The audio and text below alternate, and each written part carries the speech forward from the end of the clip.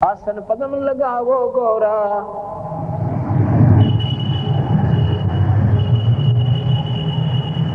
आसन पदम लगावो गोरा, मेर दंड सोदा कर गोरा। आसन पदम क्या होता है कि दायां पैर का पंजा बाएं पैर पे और बाएं पैर का पंजा दाएं पैर पे रख ले, इसको आसन पदम कहते हैं। और मेरुदंड सोधा कर भौरा, मेरुदंड कहते हैं बैकबोन को, इसको रीढ़ की हड्डी को मेरुदंड कहते हैं। ऐसे सीधी बैठ जा। और अब मैं बताऊं ऐसे क्या कर कि पहले प्राणायाम कर, पार्वती को कहते हैं भगवान शिव। कैसे? चंद्र लगन में सुरत समावो, सूरज सुर को बंद खमावो। चंद्र है ये ठंडा, ईला पिंगला। ईला जो श्वास, ये नाक है, ईला साइड की जो श्वास है, इसको बाएं तरफ का, इसको ईड़ा कहते हैं। ईड़ा को चंद्र नाड़ी भी कहते हैं। चंद्र का मतलब ठंडी नाड़ी, और ये गर्म है पिंगला, ईड़ा पिंगला। इनके जब दोनों का श्वास शुरू हो जाएगा फिर सुषुम्ना खुल जाती है, तीसरी नाड़ी खुलती है। कहते चंद्र लगन में सुरत लगावो, सूरज सुर को बंद खमावो। अब कैसे है? प्राणायाम करने की विधि बता रहे हैं कि इस दाएं अंगूठे से और दाएं नाक को बंद कर लीजिए और बाएं नाक से श्वास लीजिए, बहुत आसानी से, बहुत आसानी से। इतनी आसानी से अगर यहाँ धागा हो तो धागा खींचे नहीं श्वास के साथ, ऐसे कीजिए।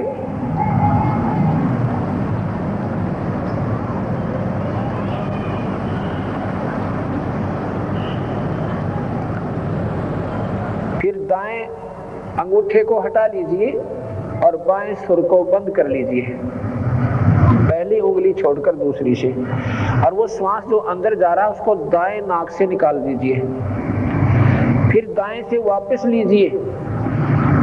अब मैं बोल रहा हूं समझाने के लिए, नहीं, प्राणायाम दूसरे ढंग से होता है। उसी से वापस लीजिए, इसको फिर बंद कर लीजिए और बाएं से वापस निकाल दीजिए। ये एक प्राणायाम होगा। प्राणायाम कई प्रकार से होते हैं, परंतु ये प्राणायाम भक्ति में सहयोग देता है। कैसे? आप 5-6 बार लगातार कीजिए और फिर बंद कर दीजिए, इसको करना। फिर क्या होगा कि दोनों सुरों में श्वास शुरू हो जाएगा। अब एक सुर चलता है मैक्सिमम, जब दोनों सुर शुरू हो गए तो सुषुम्ना खुलगी, और फिर सुषुम्ना खुलगी तो सुरती उसके अंदर से प्रवेश कर जाती है, बाहर कुछ आभास नहीं रहता। जब वो पार्वती ऐसे प्राणायाम करके और वो सुरती अंदर जाती है, फिर क्या कहते हैं भगवान? गौरी आज गणेश मनावो हो, किलियम किलियम ध्यान लगावो हो। कि यहाँ पर मूल कमल है, ये हमारे शरीर में चैनल लगे हुए हैं, चैनल जैसे टीवी में होते हैं। जो चैनल ऑन हो जाएगा उस चैनल पर आ रहे कार्यक्रम को आप आसानी से देख सकते हो, अगर आपका टीवी ठीक है और उसमें कनेक्शन बिजली का भी ठीक है। अब ये शरीर हर इंसान का बराबर है, ना कोई मुसलमान का न्यारा है, ना कोई हिंदू का भिन्न है, ना कोई जाति मजहब से इसका संबंध है।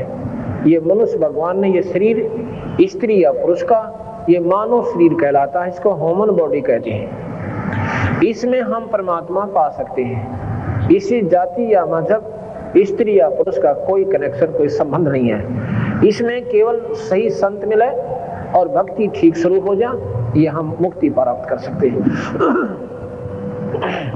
हमने न्यारे न्यारे मजहब बना लिए, ये हमारी कमजोरी रही, क्योंकि जिन संतों ने इस शरीर को खोजा नहीं, उन्होंने भिन्न न्यारे बना दिए, मत न्यारे बना दिए,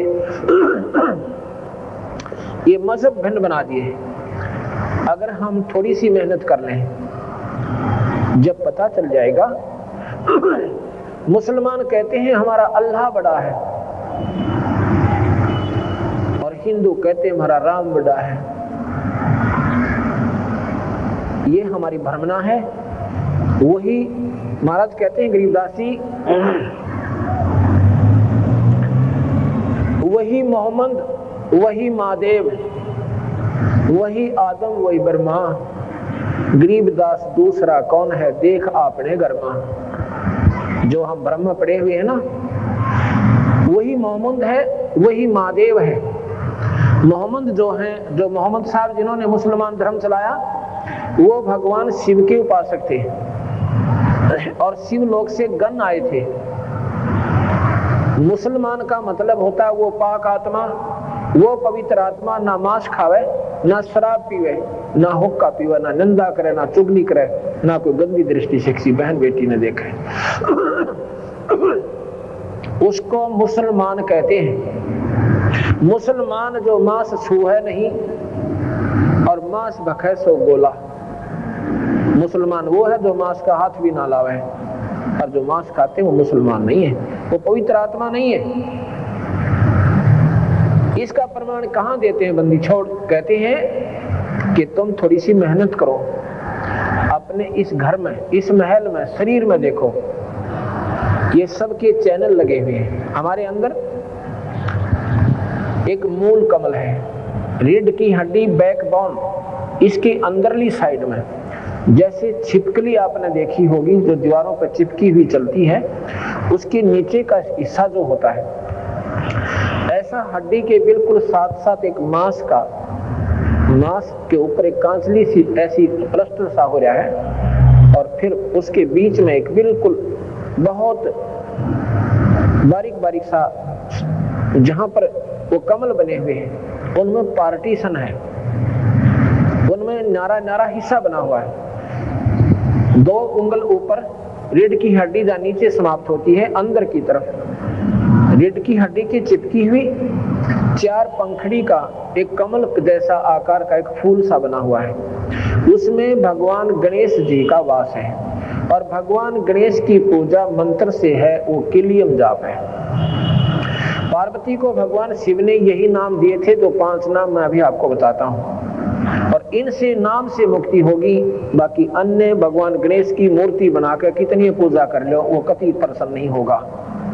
भगवान गणेश जी के जो कमल है, वो कमल में वो खजाना गड़ा हुआ है, और ये किलियम उसकी चाबी है। वो किलियम, इस चाबी से वो चैनल ऑन हो जाएगा, और फिर भगवान गणेश के लोक में रिद्धि और सिद्धियों के भंडार भरे हुए हैं। फिर वो सुरती उनको देखेगी, वो चार्ज हो जाएगी आत्मा, और फिर भगवान गणेश के गुण उसमें आ जाएंगे, वो अपना लाभ उठाया करेगी। भगवान गणेश उन पर प्रसन्न होंगे, तब उनके काम सरेंगे। यहाँ भगवान गणेश की कितनी बढ़िया मूर्ति बना लो और कितनी उसकी पूजा कर लो, परमात्मा वो गणेश खुश नहीं होंगे, वो प्रसन्न होंगे जब उनसे आपका संपर्क हो जाएगा, आप उस खजाने की चाबी मिल जाएगी, तब आपको लाभ होगा। क्योंकि कोई भी भगवान है, किसी भी इष्ट की आप साधना करते हो, नाम से होगी। अन्य साधनाओं से भगवान प्रसन्न नहीं होते, नहीं तो नाम दान की कोई भी महिमा नहीं होती, ना कोई जानता कि नाम भी कोई दान होता है। तो उसमें पार्वती को कहते हैं कि देखो, अब जैसे प्रणाम किया, दोनों श्वास चल पड़े, आत्मा अंदर पहुंची, सुषुम्ना के माध्यम से एक नाड़ी जाती है, वो पहले मूल कमल में खुली जाके। अब कहते हैं देखो यहाँ पर इसमें गौरी आज गणेश मनावो, किलियम किलियम जान लगावो, प्रथम मूल कमल को जानो, चतुर पंखड़ी लाल बखानो। 4 तो पंखड़ी है, लाल रंग है, और गणेश जी वहां पर देव रूप में विद्यमान है। आप देखो उसमें, जब भगवान गणेश के ओरिजिनल दर्शन करो, मूर्ति के दर्शन से कुछ नहीं होना। आगे बताते हैं, इसके बाद पार्वती को कह रहे हैं कि देखा तूने, यहाँ पर भगवान गणेश दिखाई दे रहे हैं? अखान जी, क्योंकि वो मंत्र जो किलियम जाप दिया, उसने उसको उस चैनल को ऑन कर दिया। और पार्वती कह रही हाँ जी, अंदर जा रही है अपने शरीर में और कह रही है हाँ जी। आगे कहते हैं, दूजे स्वाद चक्र को देखो, श्वेत वर्ण रंग सर्प विवेको। उसके 2 उंगल ऊपर एक स्वाद चक्र है, उसकी 6 पंखड़ियां हैं, कमल के फूल जैसी उसकी आकृति है। उसमें कौन है? सावित्री और ब्रह्मा का वास है, उसका ओम मंत्र है। जे स्वाद चक्र को देखो, श्वेत वर्ण रंग सुरत विवेको, उसका सफेद रंग है। सट पंखड़ी पीत परेवा, जहां बसत है कम द्रप देवा, तावा हरा हर गुण होई, तावा नाम सुमरियो सोई। अब तुम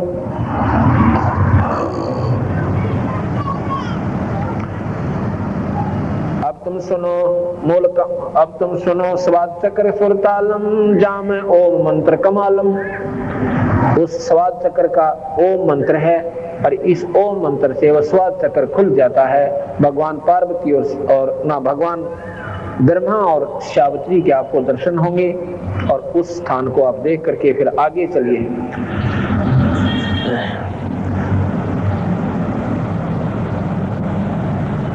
जहां पर ब्रह्मा और सावित्री बैठे हैं, जहां सट पंखड़ी राजे, ब्रह्मा सावित्री जहां साजे, ऊपर मनसा कमल मुरारी, जहां विष्णु नाथ त्रिपुरारी, जहां अष्ट पंखड़ी राजे, जहां लक्ष्मी शक्ति विराजे, तावा हरियम हरियम गाजे। उस स्वाद चक्र के ऊपर नाभि कमल आता है। नाभि कमल, ये सुंडी जो होती है इसके बिल्कुल पीछे नाभि और रीढ़ की हड्डी के अंदर, वहां पर कहते हैं, बता रहे हैं कि भगवान विष्णु जी का वो कमल है, उसकी 8 पंखड़ियां हैं और उसका के मंत्र है हरियम, उसकी चाबी है। ये मंत्र जाप करो, ये कमल ऑन हो जाएगा, यानी ये चैनल ऑन हो जाएगा और आपने दिखाई देगा वहां पर भगवान विष्णु और लक्ष्मी। और फिर देखना ये हर मनुष्य में यही है, हर स्त्री में यही है। मानव शरीर परमात्मा पाने के लिए बहन और भाइयों के लिए भगवान ने खुली छुट्टी दे रखी। इसमें कोई स्त्री पुरुष में कोई भिन्नता नहीं है। जो चैनल हमारे लगे हुए हैं ये सब समान है, इसमें जाति और मजहब से कोई संपर्क नहीं है। तो इनको जो हम देख ले, ना तो मजहब दो बने, ना भक्ति न्यारी रहे। कोई साधना बताता है, कोई साधना बताता है। ये हमारी मनमुखी साधना है, जिन्होंने इस शरीर को ढूंढा नहीं और इस शास्त्रों को खोजा नहीं। जब ये शास्त्र और हमारे अंदर के कमल एक मिल जाएंगे तो हमारी भक्ति श्रेष्ठ है और हम अपना सही मार्ग पर चल रहे हैं। तो यहाँ पर क्या बता रहे हैं, विष्णु जी का कमल है जिसकी 8 पंखड़ियां हैं और उसका हरियम मंत्र है। उस हरियम मंत्र से वो कमल खिल जाएगा। ये कमल क्या है, जैसे आपने देखा होगा ना, ब्लेडर होता है, ब्लेडर जो बच्चे गेंद खेलते हैं, वो हवा रहित जब होता है, वायु नहीं होती तो चिपक जाता है। ऐसी वो पंखड़ियां चिपकी हुई हैं। ये जिनकी भक्ति नहीं बनी हुई, ये पंखड़ियां हर कमल की ऐसे घुसी पड़ी हैं, ऐसे चिपकी हुई है। इस नाम के जापते उनमें हवा भरी जाती है। अधिक नाम जाप करना पड़ेगा तो वो धीरे धीरे धीरे धीरे ऐसे खिल जाएंगी और बिल्कुल ऐसे कमल बन जाएगा। जब वो खिल जाएंगी तो उनके बीच में एक बहुत टिकारी सी होती है, एक सुई की नोक टिक ऐसी एक रोशनी सी निकलेगी। फिर ये आत्मा रोशनी को जल्दी कैच करती है, उस रोशनी के ऊपर इतनी ध्यान देती है कि एकदम दूरबीन सी बन जाती है और उस कमल के अंदर हो रही सब प्रक्रिया उस हंस को सामने दिखाई देती है। उस लोक में भगवान विष्णु दिखेंगे और साथ में लक्ष्मी माँ दिखेगी और फिर आपको उस नाम की कमाई से वो कमल खिल जाएगा और आपके भगवान विष्णु की प्राप्ति होगी। ऐसे तुम स्थान उस लोक में स्थायी स्थान पाओगे। उसके बाद क्या बताते हैं कि यहाँ हृदय कमल है।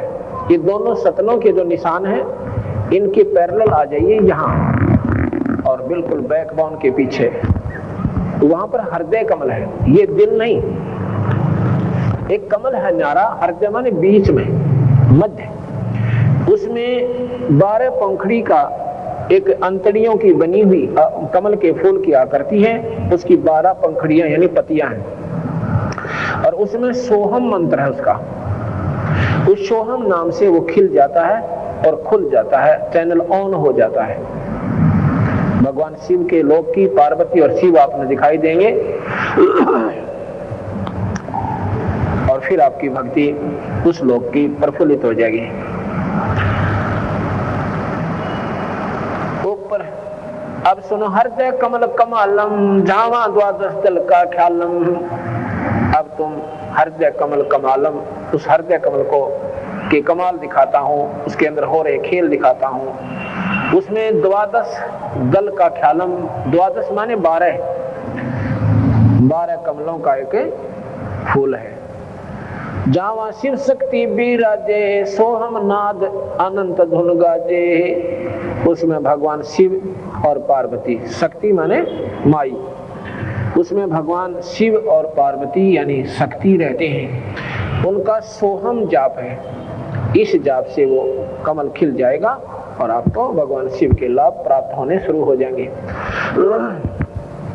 ऊपर सोडस कमल समूला झावा नाम श्री सब रंग तोला। अब देखो, ये कंठ कमल है, ये कंठ है हमारा, इसके पीछे, इसके सामने और जहां पर ये रीढ़ की हड्डी बैंड होती है थोड़ी सी ऐसे ऊपर आके, वहां पर एक ऐसा चौड़ा सा स्थान है, उसमें 16 पंखड़ी का कमल है। उसमें ये शेरा वाली माया, आधी माया, अष्टंगी, आधी भवानी, ये इसका कमल है। इसका श्रीयम जाप है, श्रीयम, और श्रीयम जाप से ये कमल, ये चैनल खुल जाता है और उस माई का जो भी वहां पर आपको दिखाई देगा वो स्वयं देखने से ही बनेगा। दो दल कमल परेखा ध्यानो, दो दल कमल परेखो ध्याना, ब्रह्मरंध्र की घाटी जाना, बंकापुर बंकी है नगरी, घाट बाट कुछ पंथ न डगरी। अब क्या बताते हैं, इसके ऊपर चलो आगे, त्रिकुटी आएगी, उसमें दो पंखड़ियों का कमल है, एक पंखड़ी सफेद है, एक काली है। यहां से ऊपर एक और नाम चलता है, उसको सत्य नाम कहते हैं। वो फिर आपको त्रिकुटी से ऊपर आगे लेके जाएगा। उसके बाद क्या है, यहाँ पर एक 1000 पंखड़ी का कमल है। ये जो शिखा है ना, शिखा, चोटी जिसे कहते हैं, इसके नीचे 1000 पंखड़ियों का एक कमल बना हुआ है। उसमें निरंजन भगवान रहते हैं, ज्योति निरंजन, जिसको निरंकार ईश्वर कहते हैं, जिसको प्रकाश में परमात्मा कहते हैं, जिसे ब्रह्म कहते हैं। उनका जो, उनको प्राप्ति क्या है, उसकी विधि न्यारी है। यहाँ तक तो ये कमल इन मंत्रों से खुल जाएंगे। उसके बाद एक श्वास का सिमरन होता है, उस श्वास के सिमरन से हम उस निरंजन के लोक में पहुंचेंगे। ये यहाँ के पंतांजलि योग दर्शन, वशिष्ठ योग, इसमें केवल सहस्रार कमल तक के मार्ग तक का ही मार्गदर्शन है। अब हमारा यहाँ से मार्ग और ऊपर को शुरू होता है, क्योंकि ये ब्रह्म तक की प्राप्ति का साधन है। हमने ब्रह्म को छोड़ पार ब्रह्म, और पार ब्रह्म को छोड़ हमने पूर्ण ब्रह्म को प्राप्त करना है। आपने 3 नाम सुने होंगे, ब्रह्म सुना होगा, आपने परब्रह्म भी सुना होगा, आपने पूर्ण ब्रह्म भी सुना होगा। अब यहाँ से हमारा जो कबीर भगवान का, कबीर साहब का जो मत है, अब यहाँ से आगे शुरू होता है।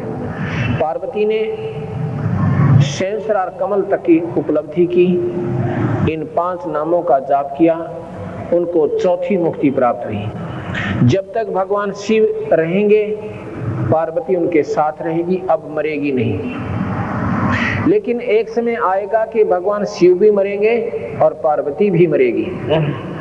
वो कब आएगा? जब कल्प का अंत होगा। गीता जी में लिखा है कि अर्जुन, जब ये कल्प अंत होगा, ना ब्रह्मा रहे, ना विष्णु रहे, ना शिव रहे, और ना इनके ये लोक रहे, ना स्वर्ग रहे, केवल उस टाइम एक ब्रह्मलोक रहेगा।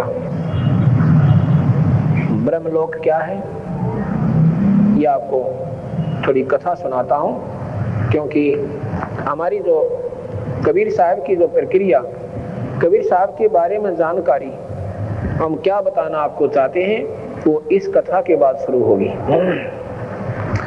जब तक हमारी आपने ये कथा याद नहीं होगी जो मैं अब सुनाने जा रहा हूं, तब तक आप ABCD कबीर साहब के बारे में नहीं जान सकते हैं। इस कथा को मैं रोजाना सुनाऊंगा 5-6 दिन, क्योंकि ये इस कथा के बिना हमारे सारे शास्त्र अधूरे हैं, इनकम्प्लीट हैं। आपने विष्णु पुराण पढ़ा हो, उसमें लिखा है कि विष्णु सर्वशक्तिमान है और विष्णु जी से ही ब्रह्मा और शिव की उत्पत्ति हुई है। अगर नहीं पढ़ा हो तो ये मेरे पास रखा है, इसको पढ़ सकते हो। अच्छा, फिर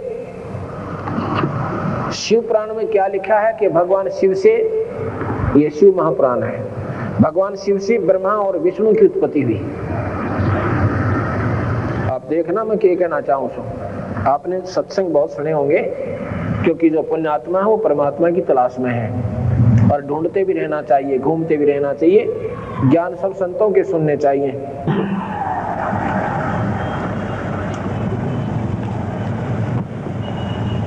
ये देवी भागवत महापुराण ये पढ़िए, इसमें क्या लिखा है कि ये ब्रह्मा विष्णु महेश की माता है। शेरा वाली ये जो माता आप देख रहे हो शेर पे, ये ब्रह्मा विष्णु महेश की माता है। 3 स्कंद में पढ़ी हो इसको। और इनके पिता कौन है? ज्योत निरंजन सनातन भगवान, और यह इनकी मां है तीनों की, ब्रह्मा विष्णु महेश की ये माता है। और इनके पिता कौन है? ज्योत स्वरूपी निरंजन ब्रह्म सनातन भगवान।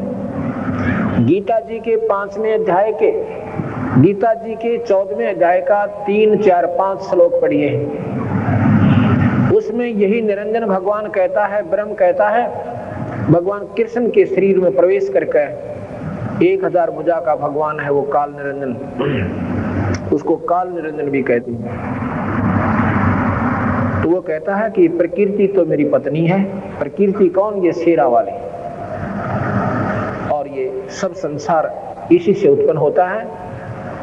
आगे कहते हैं कि ब्रह्मा विष्णु महेश ये प्रकृति से उत्पन्न हुए, इस शेरा वाली से उत्पन्न हुए। 14वें अध्याय का 3, 4 और 5वां श्लोक आप पढ़ सकते हैं। अब मैं क्या बताना चाहूँ, तो इन सारे शास्त्रों को सुचारू करेंगे कबीर साहब के ज्ञान से। आपने ब्रह्म सुना, परब्रह्म सुना और पूर्ण ब्रह्म सुना, लेकिन इसका भेद नहीं पाया। हम किसी विद्वान पुरुष से पूछते थे कि ब्रह्म और परब्रह्म में क्या अंतर है, वो कहते थे वही ब्रह्म है वही परब्रह्म है। ऐसा नहीं है। दादा और परदादा, एक तो फादर, एक ग्रैंड फादर, और एक ग्रैंड फादर का भी फादर, उसको परदादा कहते हैं। एक तो दादा ग्रैंड फादर, और ग्रैंड फादर का भी पिताजी, उसको परदादा कहते हैं हम, परदादा, यानी दादा से भी बड़ा। ब्रह्म और परब्रह्म और पूर्ण ब्रह्म, ये 3 परमात्मा है, ये 3 भगवान है। ब्रह्म 21 ब्रह्मांड में इसकी प्रभुता है। इस ब्रह्म के 3 बेटे हैं, ब्रह्मा विष्णु महेश। इन तीनों को 3 लोक का राज्य दे रखा है। 3 लोक के अंदर इनकी प्रभुता है। ब्रह्मा शरीर बनाता है, विष्णु पालता है, और शिव जी संहार कर देता है। ये काहे को, ऐसा क्यों करते हैं ये नहीं मालूम, अभी बताएंगे।